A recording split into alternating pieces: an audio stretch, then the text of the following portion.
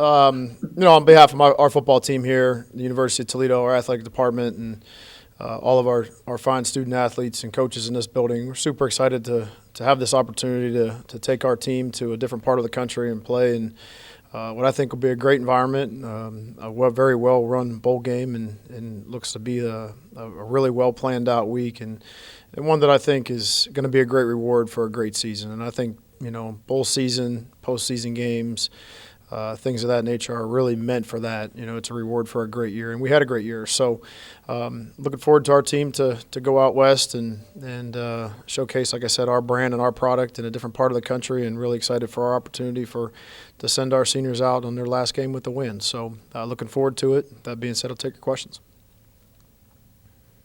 I'll start with a couple, Coach. Just having an 11-win season is one of only 14 teams in the country with an opportunity at 12. Is that something you're thinking about as a staff, or is it one more week of preparation? Well, I think that's the product of doing what we want to do, and we want to send these seniors out, like I said, with the win on their last game. I mean, this is the heart and soul, the fabric of our program here for the last 5 years, some 6, some 7.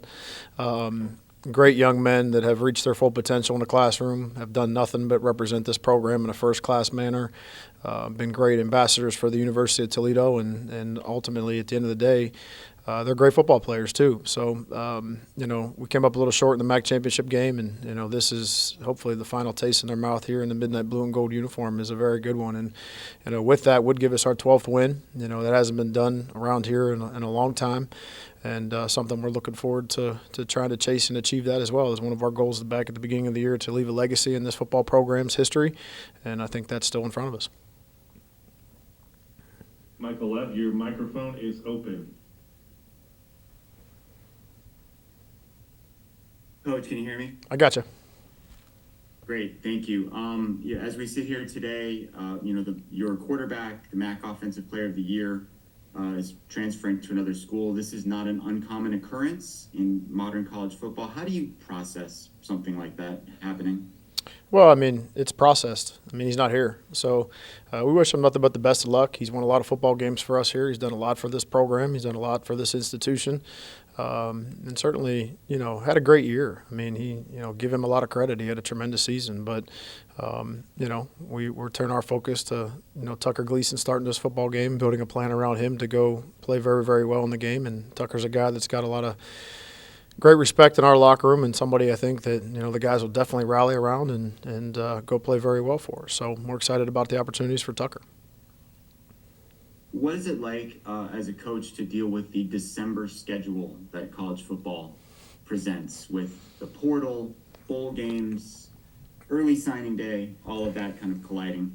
Yeah, I mean, it is what it is. I honestly, I'm grateful for Barstool and for picking us in this game, because I think that the plan that what could have been of playing in a game this past weekend, you lose a weekend in recruiting when it comes to playing in the championship game, and sometimes you get robbed. Last year we got robbed on the back end of it too, so we really only had 3 or 4 days that we could be on the road recruiting in December, because you have to get your team prepared to play in the game. So this has given us a little bit of a sigh of relief, if that makes any sense, to have a little bit more time to focus on recruiting, deal with some of the challenges that you have mentioned, and then still get our team prepared. And I think, one of the underlying things of bowl practice that sometimes gets lost is because you're dealing with so many other things, is you have a responsibility to your team and your young players to make sure they develop. And we've done a good job, I think, here in the last weekend, and will here the next few days before we give our guys a break, are really feeding in and pouring into those young players. So we have a good idea of what our team is going to look like next year. And I think we've tried to utilize that time wisely.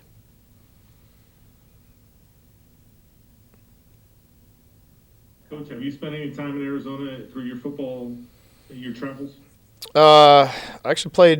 We actually played U of A when I was the offensive coordinator here, and had a great game with them. I believe we lost in overtime. And yes, I've spent a lot of time out there. I've found a few golf courses that I take fancy to, and that have humbled me greatly when I've gone out there and played some golf. So, but excited to show our team. I mean, most of our roster and most of our kids have never really been west of Chicago. So this is going to be a unique experience for them, and one I'm excited for them. Is that helping your recruiting at all to make to a different side of the country and showcase what the Rockets are all about? I mean, I got to imagine it would impact it in a positive way if we play well. So I guess to be determined on that. It's not a big recruiting base for us. I mean, we've had some guys from the West Coast we've added to our program either, through the junior college ranks or maybe even a couple high school guys. So yeah, I mean, we kind of make home a 4-hour radius of what our campus is. That gives us a lot of area here. But when we have to branch out, we got to go get on an airplane. We really don't care where it's at. So hopefully this does open up some doors. And I think from ultimately at the end of the day, like some of our graduates that are out on the West Coast get a chance to hopefully get in a car and come see the Rockets play. Michael, go ahead.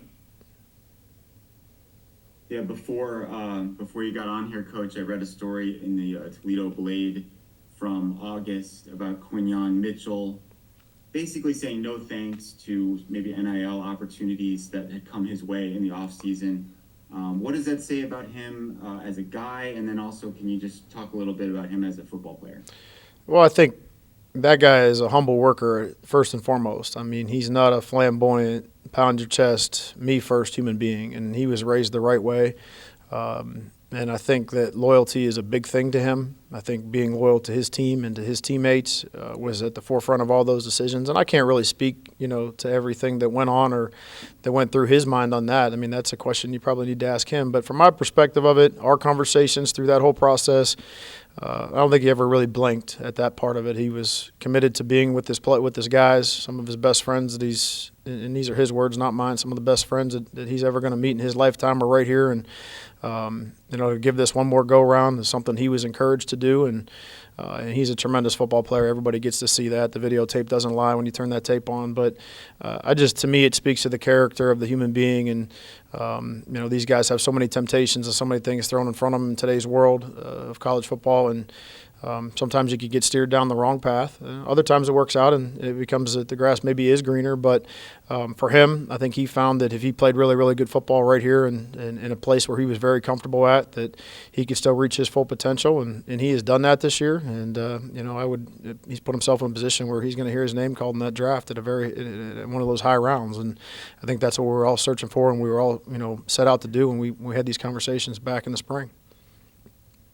In that same story, you talked a lot about the culture that you've tried to build at Toledo. That's been a big theme here at Arizona for Jed Fish as well.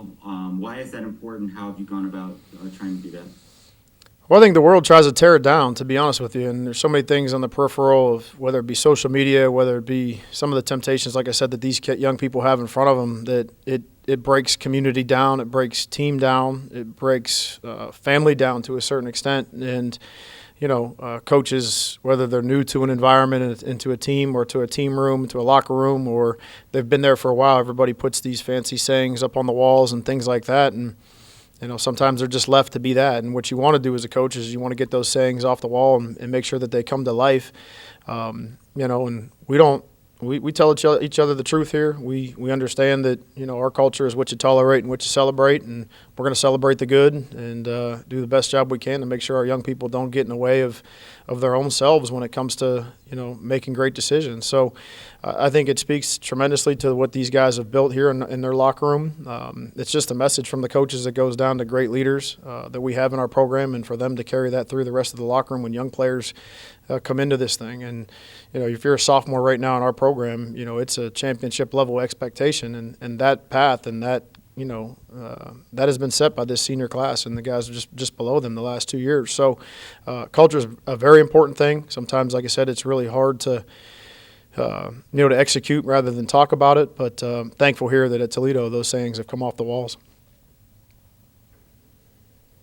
Coach, as you look across the sideline on December 30th, there's going to be a lot of fanfare about, your opposition coach and Craig Bowl. And, yep. We all know he's done an amazing job here in the college football landscape. But from a football standpoint, what do you like about this matchup? Well, I mean, obviously, first of all, hats off to Coach on a tremendous career. Small college guy like myself that has climbed his way up the ladder and had great success at every stop that he's been.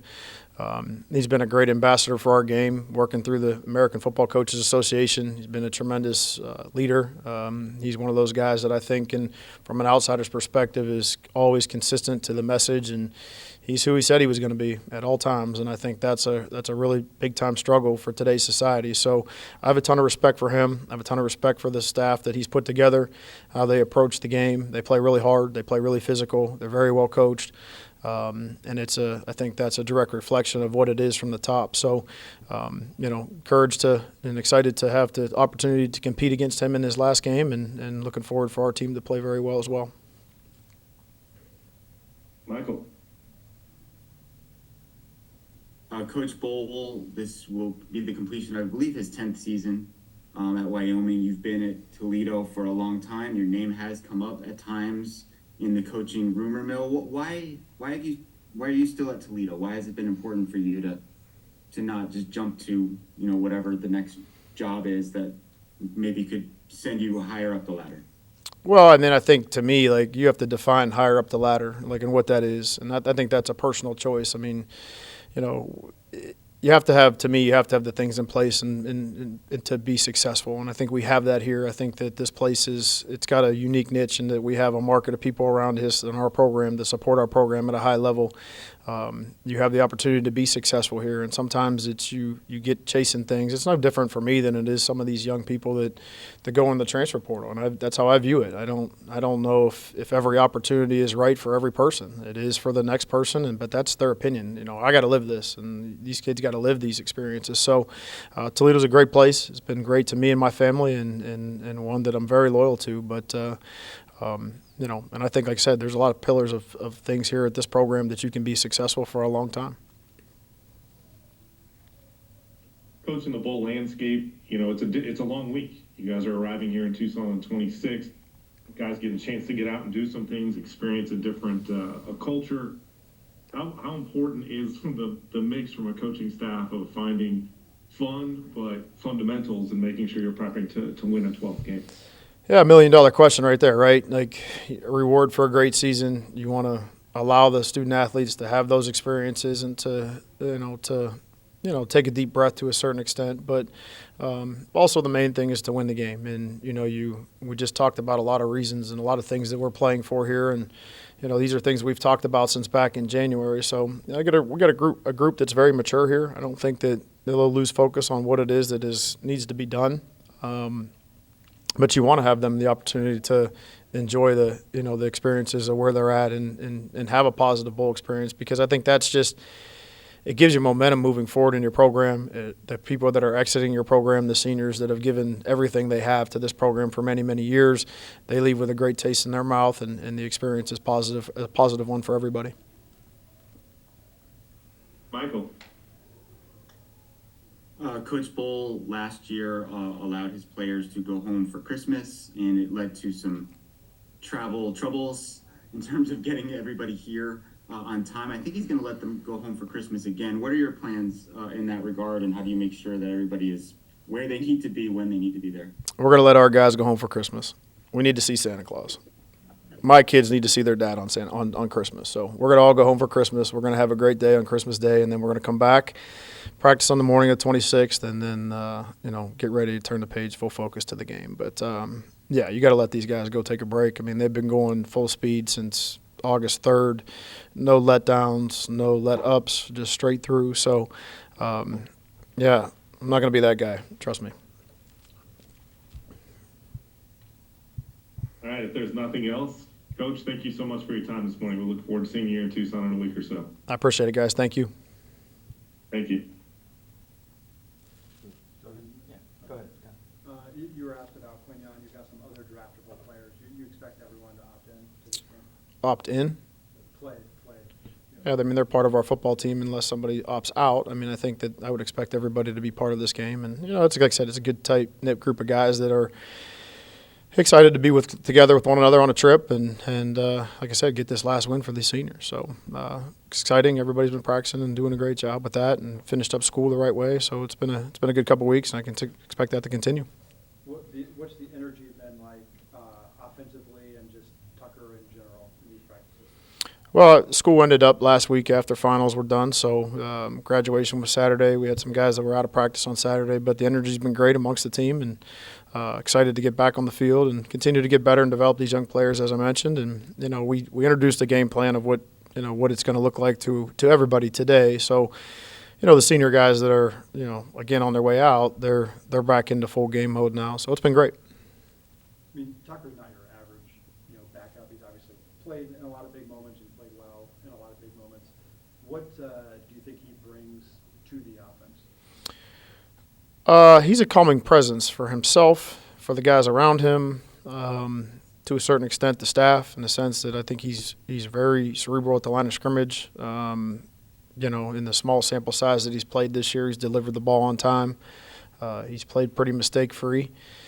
This is a full sample size now. This is the whole plate. This is, there's a big difference between 85 plays and 40 plays for a quarterback, in my opinion. So more opportunities for good things to happen, but more opportunities for it to go wrong too. So we just got to put a good plan around him, make sure he stays within himself, deliver the football to, the guys that can do some really good things when they get it. Rely on that run game a little bit to help, stay ahead of the chains and play efficient offense. And he's more than capable of doing that. Jay Sabo, I hope I'm pronouncing that right. Mount Union guy like yourself. How well do you know him? I know there's an age gap or whatever. And it's astounding how many of you Mount Union guys are at college and the NFL. Why has there been this tremendous coaching tree? Yeah, I do know Jay well. And congratulations to him, on becoming a head coach, and very well deserved. He's put his time in at a multitude of different places, been successful wherever he's been. That defense has played really, really, really well all year long. They're very sound. They're in the right spot and make you earn tough yards. They're very good in situational football. They're everything that what a really, really championship-type defense should be. So, and I'm sure those same principles will get carried over to be program-wide when he takes over. So, got a ton of respect for him, really excited for him that the opportunity that's been presented to him, and I think he'll do great. But, as far as the big picture when it comes to the Mount Union thing, I think we all learn football at the same place. We learn the importance of the fundamental principles that allow you to be successful in any career. And I think we probably all decided that if you could do that along with being still connected to sport, that's the way to go. And, and some of us have been, we've had some success doing that and staying true to who we were going to be leaving college. And I think it's worked out for a lot of guys, Jay included. You got the Eagles playing tonight on Monday Night Football, and Nick Sirianni and his success and what he's been able to do. Matt Campbell's at Iowa State. There's a lot of guys that have, and it goes back to, to Coach Karras and Dom Capers, a former NFL head coach. There's been plenty of guys that have went on and been very successful. And I think those guys that came before us, really, showed us the way and set the template of what it should look like and how it could look like if you do this the right way. And I think us younger coaches are reaping the benefits of that. You mentioned the advantages recruiting-wise that playing later in the bowl cycle has. Do you feel like if there's also going to be a big enough gap that the team is just kind of re-energized and over the disappointment of losing the MAC title? I hope so. You hope that they get a chance to, we were able to segment, not everything overlapped. We were able to, compartmentalize recruiting, finishing school, go see Santa Claus, come back, play a game, those type of things. I think where in the early game, a lot of that overlaps. A lot of that looks like that's a blurred line. There's a lot of clutter in that, and there's a lot of clutter in the prep and the planning for that. So this maybe provides a little bit more of a clearer perspective and allows us to go put our best foot forward, and I think that's what we're all looking forward to.